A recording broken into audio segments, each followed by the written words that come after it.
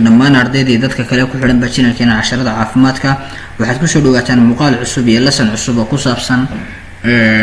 pharmacology waxa marana lessonkeena lixaad dawadeenna toddobaad intaan isla bilaabin waxaan isla eegaynaa hal comment uu soo qoray walaalkan Cabdiraxmaan wuxuu yiri walaalkan Cabdiraxmaan saddex nooc mid nooga soo dhigtay dawada hadda waxaan soo dhigaa hal mid kaliya soo dhigaa marka halka xabbo ma nooyir kordhisto saddex nooga dhigtay I think waxaan u maleynayaa inaan mar idin sheegay inaan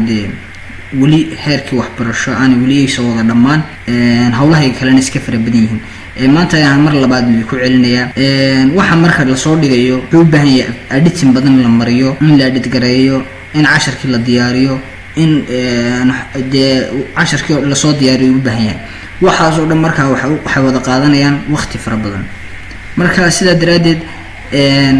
sida kuna marka aad waqti badan aan sugin ayaa idin soo dejiyaa oo marka hal dawo idin soo dhigaa bal haddaan inta ka gaarsiin karana saddexda dawo marka haddii yar yihiin waa idin soo dhigay si laakiin dawooyinka qaar baa ayaad hal video aad kaga bixi kareen ba ilaa laba video aad ka sii kala dhigi kartaa oo halka video aad baa editkiisa u badnaanaya marka asxaabta boqolkiiba boqol iga raali ahaada hawlaha kale iska far badan maanta dawadan qaadan doono waxa weeye si waxa la dhahaa ciprofloxacin 500 mg waa dawo antibiyootiga dawo kasta antibiyootiga waa inuu dhakhtar qoraa kormeerana magaca brand name ka ama trade name ka ku arki kartaa waxa kamid ah Ciflox Ciprofloxacin Uniflox waxyaalaha aad ku arki kartaan kartoonka xagiisa sare waana brand name baa la yiraahdaa marban bal definitionado dhan la pharmacology ka soo qaado aan marban soo wada gelin doona insha Allah haddaan eegno dawadan isticmaalaadkeeda waxa loo isticmaalaa sanbabada waxa loo isticmaalaa urine and intestinal infectionska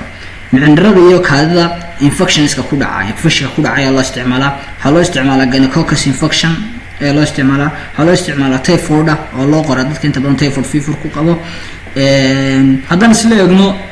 kiniinkan weightka iyo adultiga iyo childiga weightka tabletka hadduu 500 mg yahay qof qaangaadhan uu qaadanayo xanuunka laga dawan yahay shingalosis-kan wax daba waxa la yiraahdaa waa wax food poisoning qofkii cuntadii ku sameeyay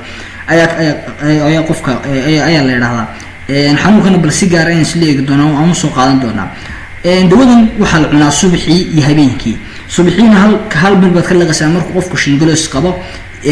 habeenkiina bil baad ka laqasaa duration ku socon karaan waa 5 cisho total treatment-geeduna waa 10 kaniin la qaadatid baad ku daweysmaysaa adult oo kale marka gonorrhea tahay ajabtiga qofku hayso single dose kaliya ka qaadanaya waana hal kaniin duration waa single dose hal taabna weeye caruurta kale looma qoro dunida administer looma qoro duration minimumkiisu waa 5 day gonorrhea waa single dose weeye typhoid fever ka dan sileegnana waa 5 ilaa 7 cisho ayuu socon karaa waxyeelada dawada waxay sababi kartaa gastrointestinal disturbance sida sababi kartaa carqalada ku keento mindharadii iyo calooshiina carqalad ku keento taas marka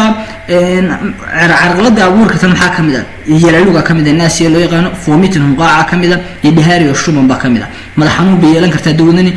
dizziness bay yeelan kartaa insomnia yeelan kartaa hurdo la'aan hallucination qofka yeelan karaa oo indhihiisa wax khaldan u sheega convulsion greer buu yeelan karaa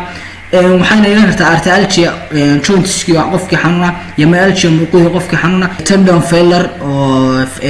saadihii markaa oo qofkii markaa failure ku dhaco oo markaa shaqadii joojiya haddana isla eegno precautionska taxadirada laga yeelanayo dawadan haddaan imanno pregnancy hooyadu marka uurka leedahay dawadan contraindicated bay ka tahay mamnuuc ayay ka tahay marka laga soo reebo dhakhtarka iyo medical staffisku waxay kula taliyaan breast feeding oo kale waa kadalik waa sidaas oo kale weey haddaan eegno dawadan remark haddaan eegno dawadan avoid exposure to the sun dawadan waxaad ka digtoonaanaysaa dawadan aad caada u bambandhigtid dawadan marka qaadanaysid waa ku cabtaa biyo aad u faro badan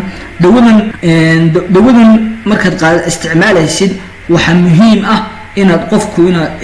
waxay to the first saa qofku resistance aan dawadan ugu yeelan waa inuu intii loogu talagalay duration loogu talagalay waa inuu dawadan ka qaataa anti-acidiska waxyaalaha anti-acidiska iyo iron saltiga dawadan waxay shaqadeeda ay hoos u dhigaan ciprofloxacin waxa marka administer waxa loo qalaa ciprofloxacin qofka 2 hour ayaa la siisiyaa before oramo waa laga dambisiyaa 6 hour after this medication dawadan markuu qaadanayo storage-ka lagu store gareeyana wax ku hooseeya 30 Celsius degree